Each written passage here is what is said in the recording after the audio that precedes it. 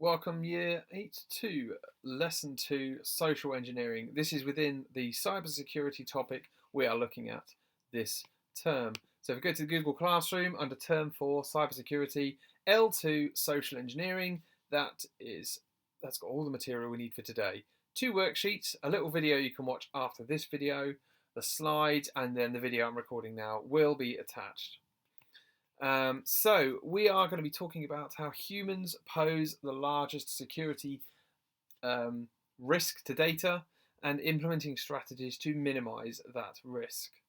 So this is a special form of hacking where we're really just taking the people that have access to data and exploiting them. And the first example, now this link doesn't actually work anymore, but I'll show you what is meant by which rock star are you. So I don't know whether you've ever seen this kind of thing on Facebook where, like, here's one, a Pokemon, you figure out your custom attack. You figure out the day you were born and the third letter of your first name, and then, so the day I was born, I think it was 11th, right, so Blast, and then letter of my first name is E, Blast Speed, okay? And then you're supposed to like comment in Facebook about what yours is. And whenever you fill anything like that in, or whenever you ever comment on one of those posts, you're basically giving away personal data to people that have made that post. And they're using these things to kind of cunningly tease out things about you that might form the basis of security questions. So that's a name generator attack. And in that case, you have been the victim of social engineering. And so how might a hacker use that data that you have willingly given to them? These are sort of the kind of things that you might have. And they all form the basis of security questions.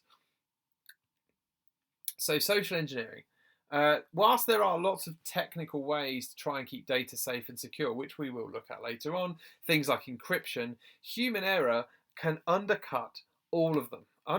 Because there are humans that have legitimate access to the data, but if they do stupid things or they fall for scams, they can end up giving that data away. And social engineering is that exploiting of humans. And we're going to be looking at different types of social engineering. So it's humans trying to trick other humans. So the first, and it might seem a very grandiose title, but it's called shouldering or shoulder surfing. So if you're typing in a PIN number, you might have someone who's just peering over your shoulder watching you type the PIN number in. So you have legitimate access to your bank account and you know your PIN number. But if they're peering over your shoulder, they might steal it. That is a form of social engineering. And also if you're paying for stuff in shops with PIN numbers. So the way you protect against that is obviously, you hide your PIN number and you demand people give you space. Okay, so you just got to be aware of your surroundings. Name generator attacks, we talked about those at the start. Phishing. So phishings, this is where you receive an email that has a link in it, but it looks like it's from a legitimate company. And so this is specifically emails that look like maybe they're from your bank or your telecoms provider that say click here to sort your payment details out, or click here to confirm something that we need to know about you. That's where, and actually it's a cyber criminal, and the link will actually take you somewhere bad and steal your information. Apparently if it's via SMS it's known as smishing. I've literally never heard that word before. Phishing though, you will hear that a lot. And it's called phishing because effectively the criminal is throwing out a line and seeing if you will bite. They are baiting you. And often those phishing emails are designed to get you emotional about something. So I get them from Apple all the time where they're telling me my account is about to be locked. And they want me to panic and go, oh no, please don't lock my account, and click on the link, and then that's it, I've been had. Okay, so key indicators of a phishing email. If it's an unexpected email from, say, your bank, requesting information, that is immediately suspicious. Organizations like banks basically don't email you for things like that. They will write to you or they will phone you. They tell you that we will not email you for stuff like this. Anything with spelling errors is often suspicious. That is a bit of a tricky one because if the criminals learn to spell, then that kind of goes away. But actually, primitive attacks can still have that kind of thing. Suspicious hyperlinks. So if you actually look at the address the hyperlink takes you to, is it the actual website of your bank, or is it kind of like the website to your bank with a subtle difference. The other really good indicator is that the email doesn't use your name or any of the personal information that you would expect the sender to know. So, dear customer, instead of dear Mr. Sharp. If it's just dear customer, it's like, well, don't they know who I am? They should. So that is quite a good subtle indicator. So now we've talked about that, you are going to complete activity 1 on your worksheet.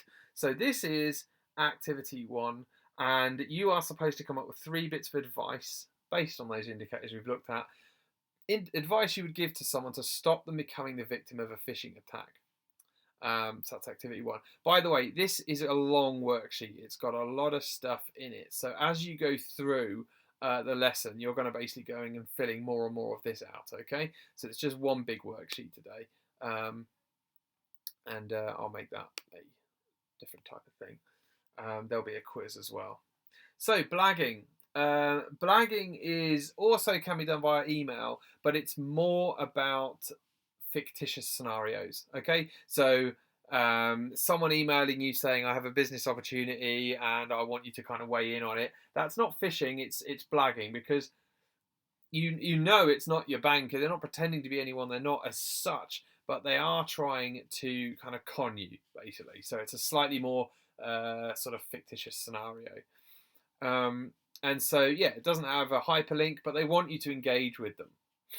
And you're supposed to find 3 things that make this suspicious. And so, like here on the same worksheet, you've got a screenshot of that email, and then you're supposed to find things that are suspicious. They've underlined one for you. Like this whole triangular bracket looks like an error in the worksheet. That actually is what is supposedly received. But there are other indicators that you might look at. So fill that in. And we'll jump over those because you should find those out. So this video here is also linked in the worksheet. You can go and watch that after you've watched this video. Right, this one.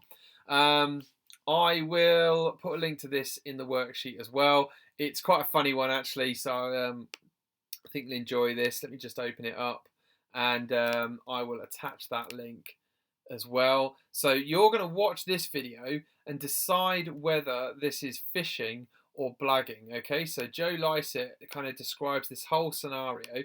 I'm just going to add this to the classroom so you can get at it via there, and there it will be. And you are going to decide whether it is phishing or blagging. Right. So next thing, you are going to write some advice to protect. You're pretending to be a bank. Going to write some advice to your customers to prevent shoulder surfing, and this again is in your worksheet. If we scroll down a bit further, hang on, there we go. Yeah, so that activity 3, that's the video, that's the Joe Lycett one. You're going to fill this in. So what's the difference between phishing and blagging? Based on what I've said, write something in there. Was the video phishing or blagging? Make a decision. And what aspects of the email made it suspicious? So write some answers in there. Then do in here, write down your understanding of what shoulder surfing is and how do you stop yourself becoming a victim, okay? So just add those down there. And then, yeah, I'll come back to that. So I'm going to write a quiz. There'll be a quiz to fill in. I won't make it the worksheet at the moment. It's like a worksheet. I've got an actual quiz that I'm going to put, and it's very short. It won't take you very long.